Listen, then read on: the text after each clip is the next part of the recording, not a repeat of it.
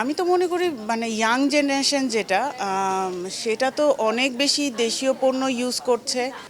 ঘুরে ঘুরে দেখব আমাদের আসলে দেশীয় পণ্যের সমাহার তো এই কারণে অনেক কিছুই খুব আর্টিস্টিক পাওয়া যায়, একটু ডিফারেন্ট ট্র্যাডিশনাল না হয়তো, যেগুলোকে ভালো লাগে খুব। এই আর আসলে কি। ৩ দিনের মেলা আজকেই শেষ দিন। জি। সবাই কি আসলে সবকিছু দেখার মতো সময়টা পেল কিনা?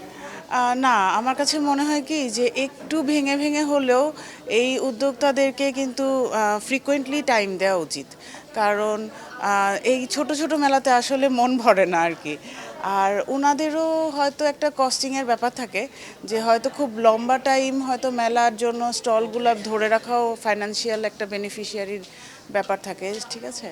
তো এটা দিক থেকে যদি কেউ মানে সেরকম একটা ফিক্সড লোকেশন, মাইডাস সেন্টার অবশ্যই একটা ভালো, এখন তো বর্তমানে ফিক্সড হয়ে গেছে অনেকখানি, যে বিভিন্ন মেলাগুলো এখানে হচ্ছে। তো সেখান থেকে আমি ওদেরকেও ধন্যবাদ জানাই যে ওরা এরকম একটা জায়গা রেখেছে আমাদের দেশি উদ্যোক্তাদের জন্য, বা নতুন যারা তৈরি করছে বিভিন্ন কোম্পানি ছোট ছোট। তো সব মিলায় আর কি, যে আরেকটু বেশি দিন হলে আমাদের ক্রেতাদের এক্সপেকটেশন একটু পূরণ হতো আর কি। সবাই আসলে যে অভিযোগটা করে যে হাতের তৈরি জিনিস আসলে এত টাকা প্রাইস, ওভার প্রাইসিং এর বিষয়টা যে থাকে, এটা আপনি আসলে কিভাবে দেখেন? আম, হাতে তৈরি জিনিসের আমাদের সংস্কৃতিতে তো আসলে সব কিছু প্রথমে হাতে তৈরিই ছিল। আম, আম, বালিশের কভার থেকে শুরু করে কাঁথা, সব কিছুই, শাড়ি, সালোয়ার কামিজ যখন আসছে পরে, সব কিছু কিন্তু হাতে তৈরিই ছিল। তো পরবর্তীতে এটা ইন্ডাস্ট্রিয়ালাইজেশনের ফলে কি হয়, কস্ট ইফেক্টটা একটু কমে আসে, এটা খুবই স্বাভাবিক। আর হাতে তৈরি জিনিস এখন এটা একটু মানে আমাদের সাধারণ মানুষের জন্য আসলে একটু কষ্টসাধ্য, যে একটু বেশি প্রাইস পড়ে যাচ্ছে, যে ভালো লাগলেও হয়তো সাধ্যের বাহিরে চলে যাচ্ছে। কিন্তু সেই মানে কারিগরের একটা শ্রমের মূল্যও তো দিতে হবে, তাই না? এদিক থেকে চিন্তা করলে কিন্তু ঠিকই আছে, খুব বেশি খারাপ কিছু না।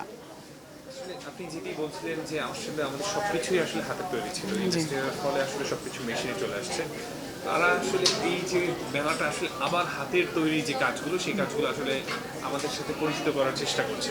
এ থেকে আসলে আমাদের ভবিষ্যৎ প্রজন্ম কি শিখতে পারে? আমি তো মনে করি মানে ইয়াং জেনারেশন যেটা সেটা তো অনেক বেশি দেশীয় পণ্য ইউজ করছে। তারা এই ধরনের ছোটোখাটো যার যেসব উদ্যোক্তাদের বেশ ভালো সাপোর্ট করে, তারা মানে তাদের কিন্তু টেন্ডেন্সি আছে যে তারা এই হাতে তৈরি দেশীয় পণ্যগুলোকে তাদের ডেইলি জীবনে যেন ইনকর্পোরেট করতে পারে, এটা তারা করে। এটা একটা ভালো সাইন।